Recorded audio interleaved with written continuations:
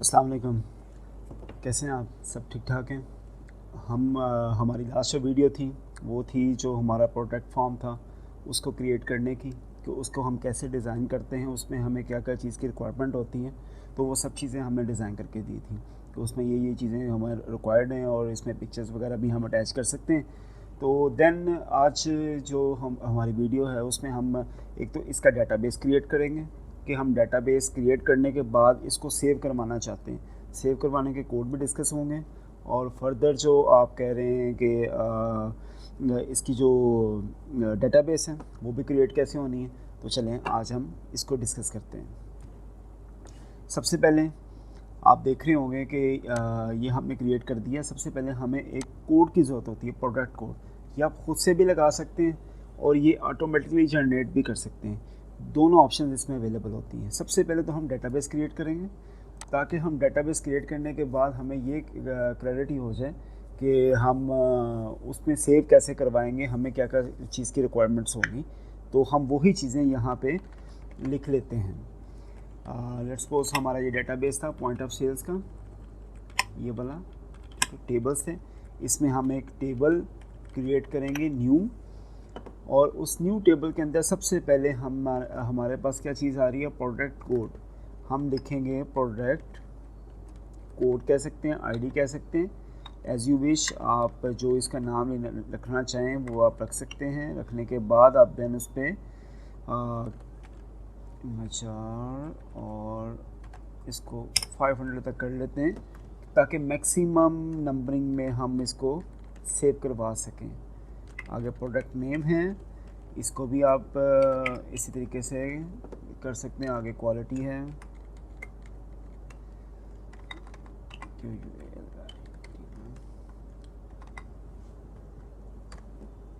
Quality है, इसको ऐसे ही ठीक है। और नेक्स्ट हमारा आ गया कलर।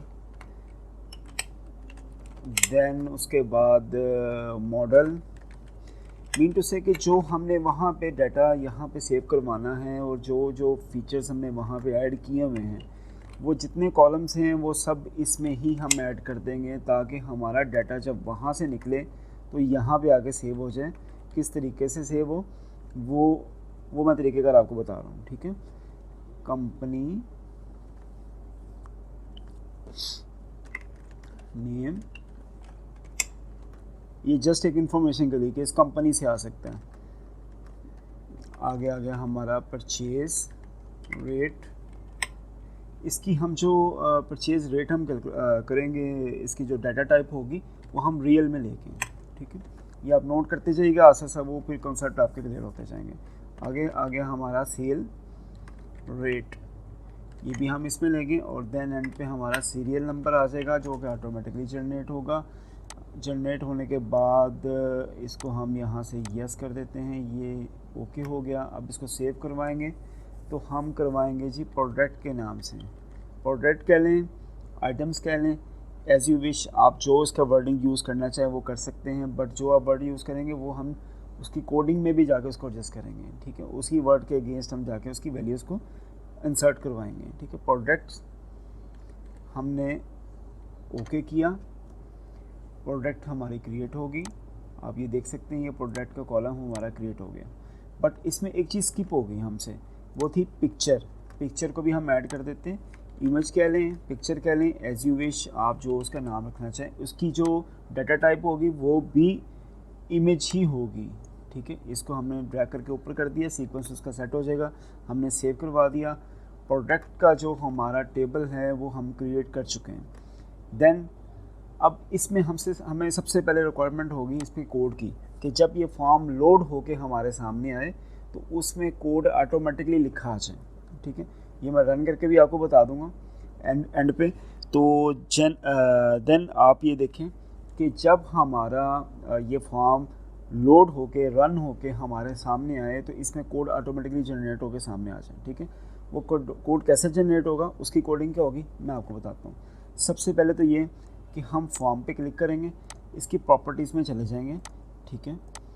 प्रॉपर्टीज़ में चले गए, ये सारा जो है इवेंट्स हमारे पास लगे होते हैं, ठीक है। इवेंट्स में जब आप यहाँ पे देखेंगे लोड इवेंट होगा, या जस्ट आप उस पर डबल क्लिक कर देंगे, ये देखें लोड का इवेंट है, ठीक है, इस पर आप डबल क्लिक कर दें तो वो फॉर्म लिखा आ गया new product form load, mean to say कि जब वो लोड हो तो ये वाला फंक्शन रन हो, उसके बैक एंड पे ये वाली वर्किंग चल रही हो, ठीक है। उसके कोड्स क्या होंगे, सबसे पहले तो हमें रिक्वायरमेंट होगी कि वो इस डीबी में जाके और प्रोडक्ट के टेबल्स में जाके और प्रोडक्ट कोड जो होगा हमारा वहाँ से उठाए एक नंबर एक्स्ट्रा जो कि ऑलरेडी चल रही हो सीरियस, उसको एक ऐड करके एक प्लस करके वहाँ से उठा के लेके आ जाए। वो कैसे होगा वो मैं आपको बताता हूँ। सबसे पहले जब फॉर्म लोड हो तो हमारे सामने ये कुछ मैंने ऑलरेडी किया होता है ताकि वर्किंग टाइम वेस्ट ना हो, ठीक है।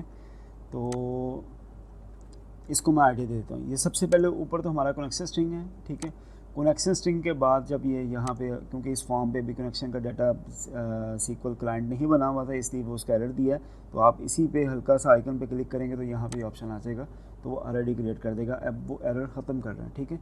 सबसे ऊपर तो कनेक्शन की इंफॉर्मेशन है, ये कनेक्शन हमने ओपन किया, एक कमांड चलाई, उस कमांड में क्या है जी, स्ट्रिंग क्यूरी है, select maximum invoice number from bill number, but हमारी टेबल कौन सा है, हमारा product, select maximum invoice number from bill number, mean to say कि सिलेक्ट करे maximum invoice number from bill number tables में से, बट हमारे पास अभी टेबल कौन सा है, प्रोडक्ट्स।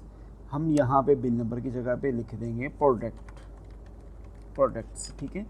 और जो कि मैक्सिमम जो इनवॉइस नंबर लिखा हुआ है उसके अगेंस्ट हमारे पास क्या आएगा, प्रोडक्ट कोड। मैक्सिमम जो प्रोडक्ट कोड है वो हमारे सामने लेके आए, प्रोडक्ट कोड मैक्सिमम, सिलेक्ट करें मैक्सिमम प्रोडक्ट कोड को फ्रॉम प्रोडक्ट्स में से। प्रोडक्ट्स हमारा टेबल है, ये हमारा डीबी है, ये हमारा टेबल है, टेबल्स के अंदर ये वाला कॉलम है जिसमें से हमने उठा के उसकी मैक्सिमम वैल्यू को स्ट्रिंग करवाना है। ये हमारी जो वैल्यू है वो स्ट्रिंग होके हमारे सामने आ जाएगी जब कमांड रन करेगी। तो इसमें एक ऑप्शन आ रहा है invoice, new invoice +1, mean to say कि जब उसको इनवॉइस नंबर को उठाए तो स्ट्रिंग करता हुआ लेके आके उसमें से एक नंबर ऐड करते हैं, बट हमने अभी इसमें एक नंबर ऐड करवा दिया।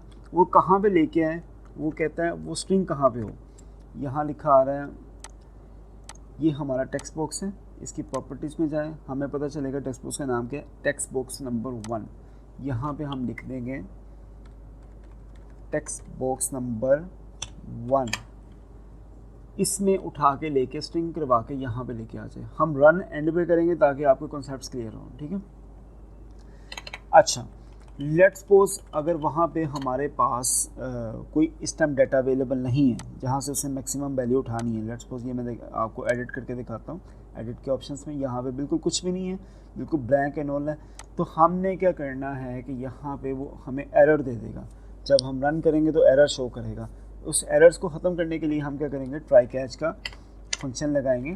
ट्राई कैच क्या होता है कि कोशिश करें कि वहाँ से उठा के लेके आके तो हमें यहाँ पे उसकी एडजस्टमेंट करके ला के तो फंक्शन हमारे सामने रखते हैं। अगर हो अवेलेबल हो तो ले आए, अगर ना अवेलेबल हो तो एरर शो ना करें, ठीक है। देन हम एक नीचे और इफ़ की कमांड लगा देंगे, इफ़ की स्टेटमेंट लगाएंगे जी कि हमारे पास जो टेक्स्ट बॉक्स नंबर 1 है अगर तो वो खाली बचता है, मीन टू से कि हमारे पास कुछ नहीं वहाँ से निकल के आता, तो हम क्या करें,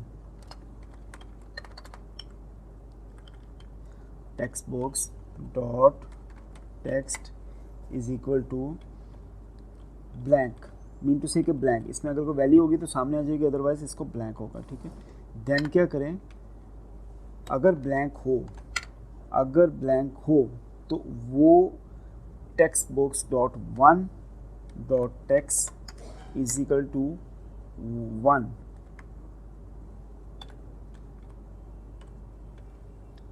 आइडिया हो गया कि अगर वो 0 हो या बिल्कुल कुछ भी उसकी जगह पे ना आए तो वो उठा के 1 वहाँ पे इंसर्ट कर दे, अदरवाइज़ वो उसकी वैल्यू जो जितनी होगी वहाँ से मैक्सिमम वैल्यू को उठाएगा, उसमें एक प्लस करेगा तो वो हमारे सामने लेके आ जाएगा, ठीक है।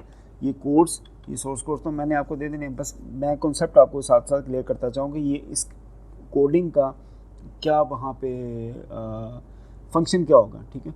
तो जब ये फॉर्म लोड होगा तो ऑलरेडी हमारे सामने एक कोड जनरेट होके आ जाएगा कि ये वाला कोड मैक्सिमम था, उसमें एक ऐड करके हमने न्यू प्रोडक्ट के लिए ये वाला कोड असाइन किया।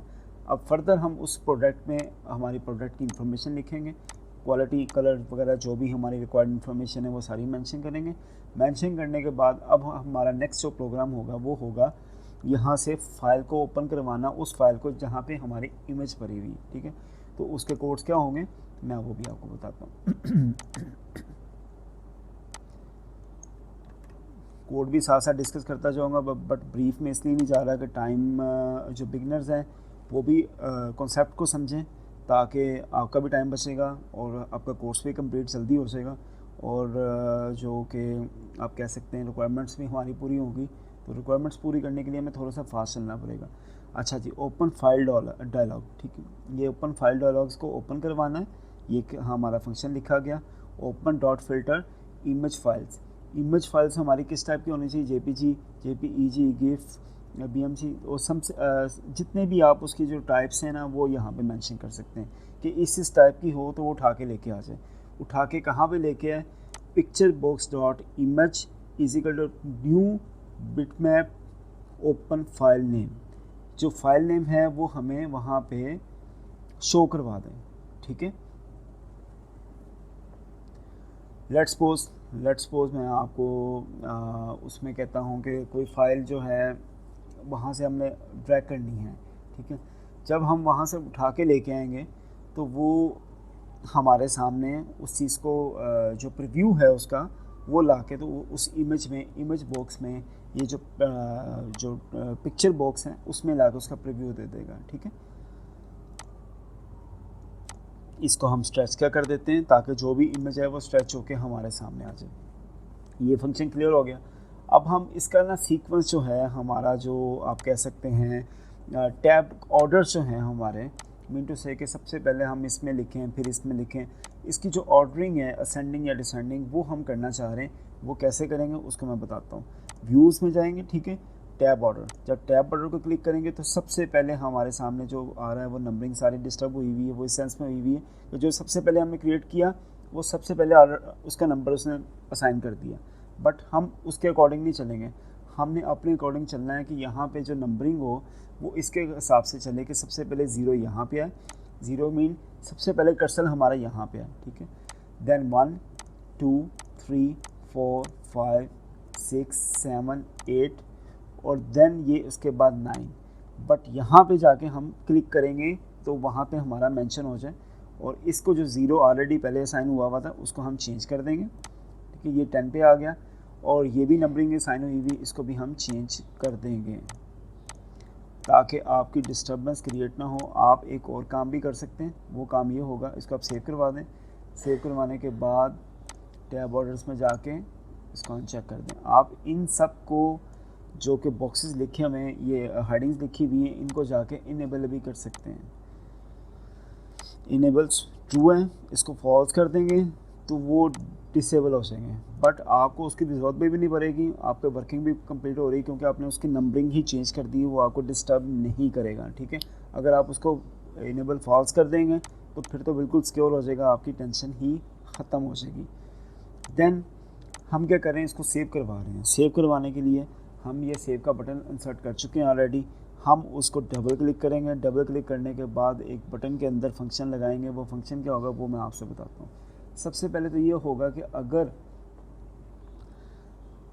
हमारे पास आज दो स्टेप्स होंगे, एक तो ये होगा कि इस डाटा को इंसर्ट करवाया जाए, सेकेंडली ये होगा कि बारकोड को जनरेट करवाने के लिए हम क्या करेंगे, ठीक है। सबसे पहले तो हम इस डाटा को इंसर्ट करवाएंगे जो कि हमारी प्रोडक्ट की इंफॉर्मेशन है, वो डीबी के अंदर जाके टेबल्स में जाके उसका जो रेविलेंट टेबल है उसमें जाके सेव हो। तो उसकी कोड डिस्कस करेंगे सबसे पहले। तो उसकी कोडिंग के लिए हमें सबसे पहले चाहिए होगा रिक्वायरमेंट्स।